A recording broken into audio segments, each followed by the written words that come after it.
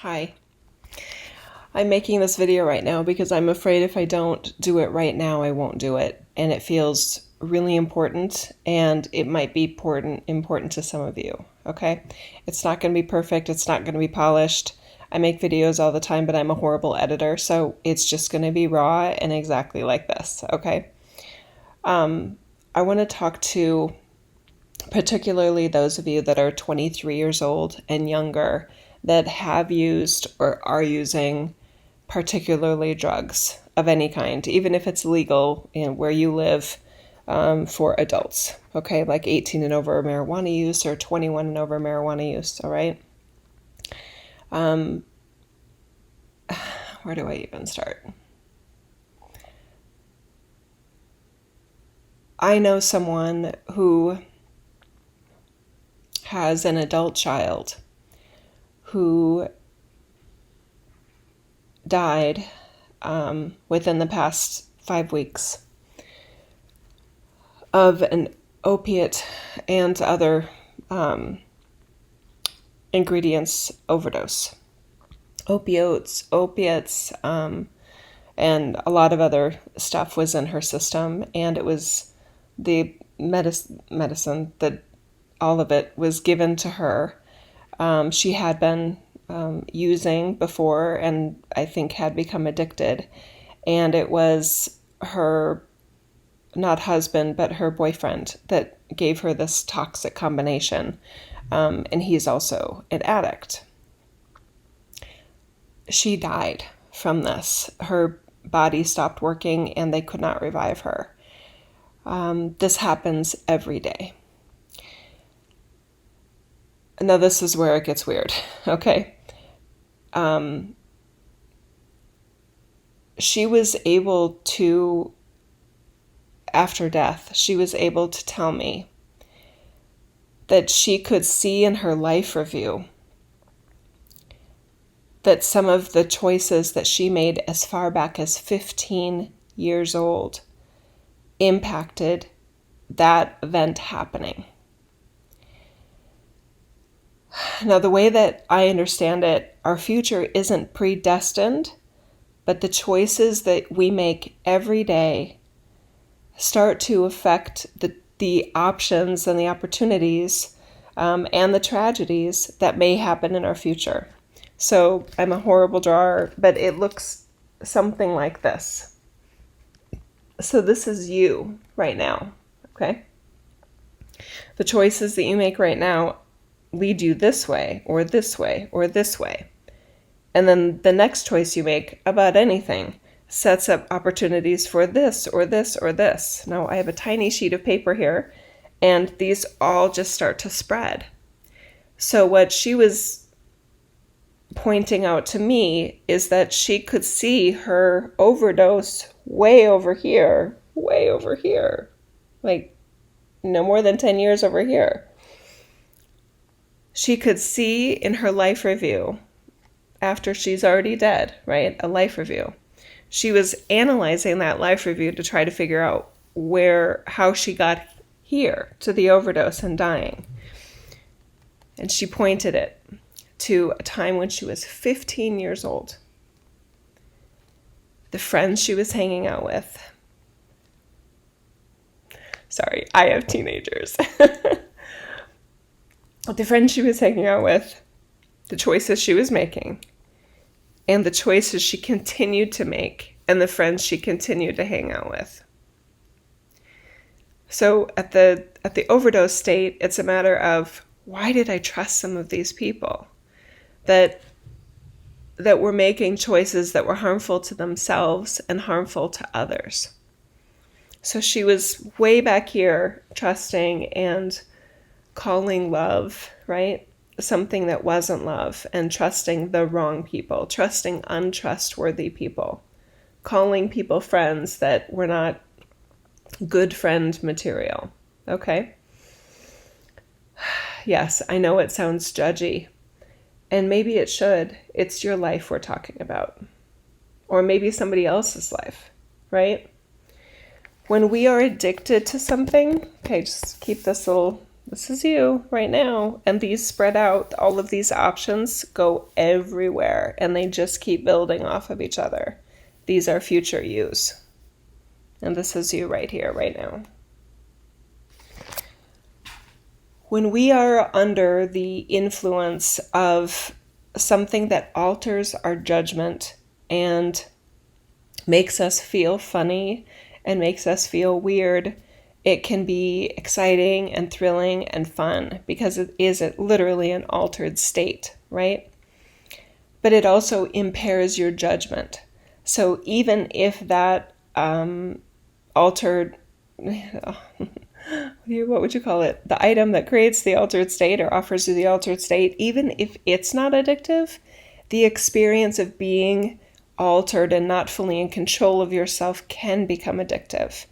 Okay, so that's what I want you to also think about, because there's a lot of rationalizations that you might be doing, or a loved one, somebody that you're concerned about might be doing. They justify that, no, I'm okay because, right? I just don't want to see you or anyone end up 10 years down the road or whatever in a situation where you feel like you can't get back here and all of these other maybe healthier choices for you and the life that you want to live, that these are gone, that these choices are gone because of this choice right here, or right here, right?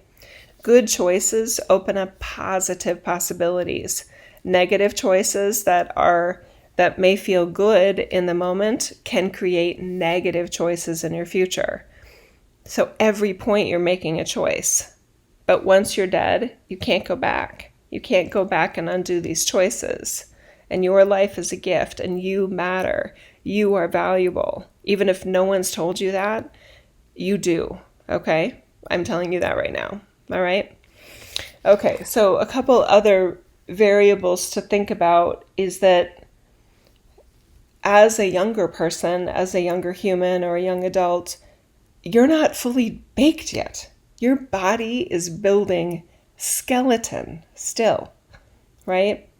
You have brain development that is critical to your ability to function in an ideal state, in your ideal state later on. There's a part of your brain called the frontal lobe. It literally is I'm not a medical person. I don't even think I took biology. It sounded too scary, so I took the easier science. And when I did my undergraduate. Anyway, the frontal lobe is not fully developed in most humans until 21, 22, sometimes even later. Do you know what the frontal lobe controls? Judgment. The ability to make informed decisions. If you ask any adult, and don't ask what their stupidest thing they ever did in their life, because they may be too embarrassed to tell you. Okay, and they may feel it's inappropriate to tell you. But if you ask them, how old were you? It's almost like you could do this. Think of the stupidest thing you've ever done. How old were you? Just ask them that. That they'll probably tell you. I would bet you that 9 out of 10 times their memory of the stupidest things they've ever done were prior to the age of 21. Yeah, we've all done super stupid things, and a lot of us have done our stupidest things when we are your age. And then it's a matter of, will the stupidest thing you ever do harm your future? Or will it be just a little bump in the road that you can look back on with sort of a giggle and a eye roll, like, oh my God, I was so stupid, right? So there's a future you, I hope, that will look back on some of maybe the poor choices you're making now.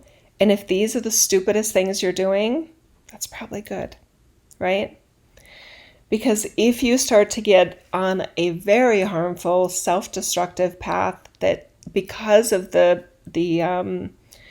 opiates or whatever it is, too much alcohol, too much escapism through marijuana or hallucinogenics or who knows what else, right? It doesn't allow, it also, not only is you don't have the frontal lobe fully developed yet, but then those chemicals, right, those materials in your body are preventing you from making an informed decision about just how harmful it actually is. It will delude you. Addiction and altered states of consciousness through potentially harmful things, they make us different people. They change who we are. We are a different person in that moment. And for any of you that have experimented, you know what I'm talking about. You feel, and the more you do it, you feel like, oh my God, it's like I'm not, Jennifer anymore. I'm not Thomas anymore. I'm something else. Something else that is under the control in many ways of whatever you've taken. I know there's a part of, especially if you're kind of a risk taker individual, that you may be thrilled by that idea. If you get to a future, if you're lucky enough to get to a future version of you, that's maybe my age, I'm 50, that can look back on it and say, that was pretty cool, but also wow, that could have gone bad quick. You'll be lucky, right? If you get to a state in your life where you love your life, where you have a family or a career that you're proud of, or a business that you built that you're proud of, or relationships that are healthy and happy and want what's best for you, not what's most harmful for you.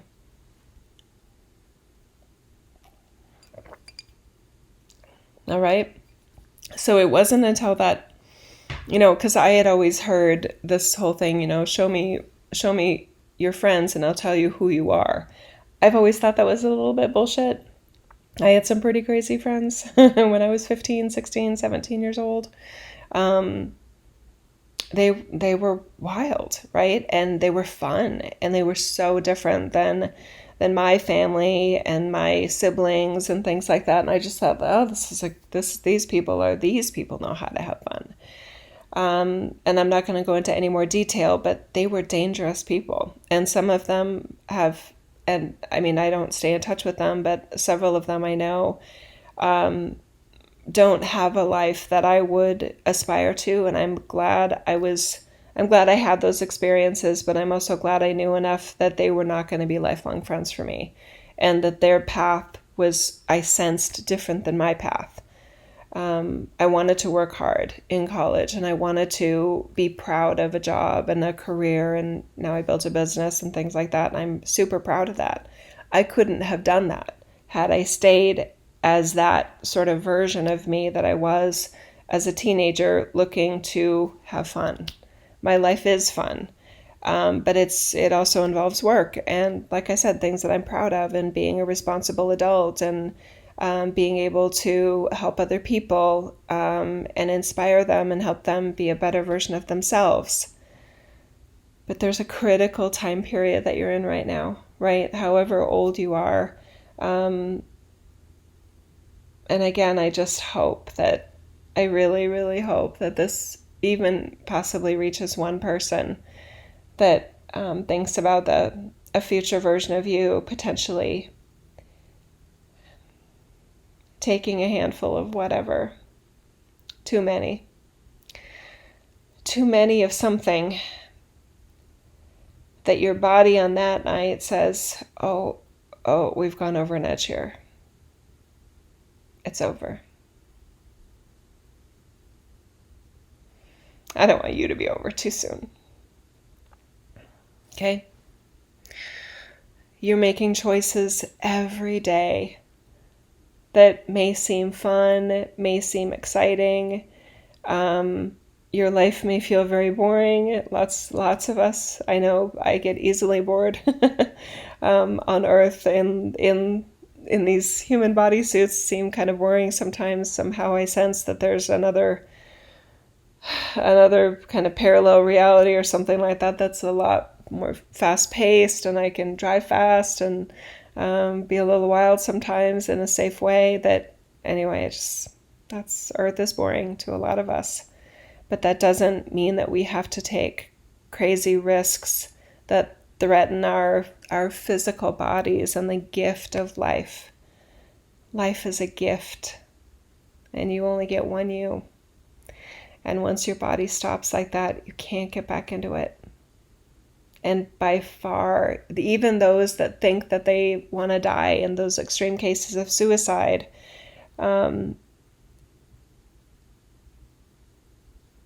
just kind of going deeper within myself, kind of wondering if it's true that every single person that has committed suicide has had an oh fuck moment of what did I do?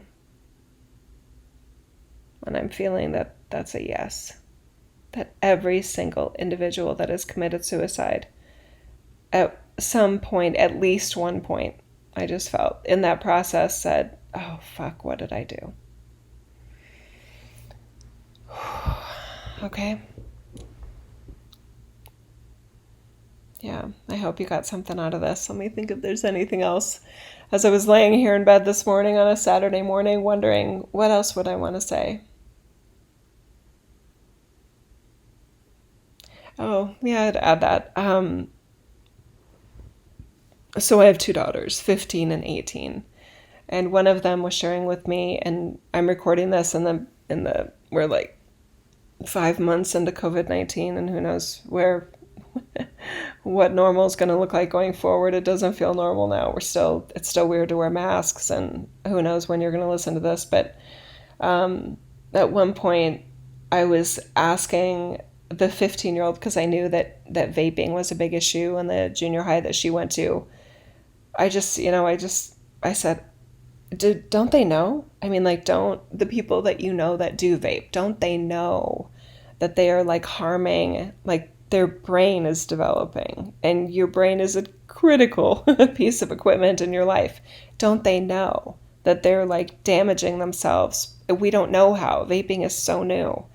Don't they know? And she said something like, I don't know if they care because they don't know if they're going to have like a future. And I was like, what? Right? So then, and I didn't go further because it's unfair to ask one teenager why people that she knows that are doing certain things, why she doesn't know. That's not fair to ask a person why somebody else is doing something they're doing. But it did make me kind of pause about the environmental movement and activism and we're all going to die.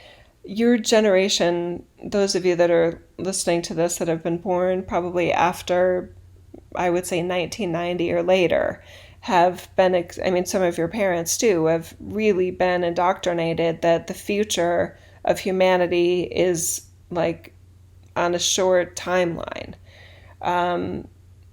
I completely disagree. And I appreciate activism, and that sometimes activists that want to change other people's behavior or want people to, you need to take this seriously, like shaking you by the shoulders almost, that it's easy and it's very natural to want to present the most horrible future scenario so that you'll change your behavior, right? And I just did the same thing, didn't I? With this whole video, I've done the same thing. So I get it, and I do it apparently. But when it comes to like the health of the planet and we're all gonna die, I hope I didn't do that. Obviously no one really knows, and I'm not a scientist, and I'm certainly not an expert in climate change and all of those things. And it's not that there isn't climate change, but I do know that every single generation in the human race and human evolution has had something that they could feel is going to be the end of the world, and we're still here. So my sense is that the vast majority of you will still be here 30 years from now, 40 years from now, and that most of you will live a long life. The main question is, what do you want that life to look like? And given what this beautiful person was able to communicate in terms of what she would maybe go back and reflect upon at 15 years old, what are you doing today that's going to help shape your future? And are you proud of the decisions you're making today? Do you like your you? Are you making a version of you and making choices and hanging out with people and making time for people that make you like yourself? Fuck what other people think.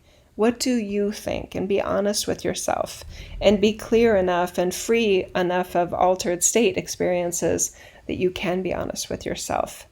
And it's not about beating yourself up if you've made choices. It's about on every day saying, I think I can make better choices today. That's a lifelong process, you guys.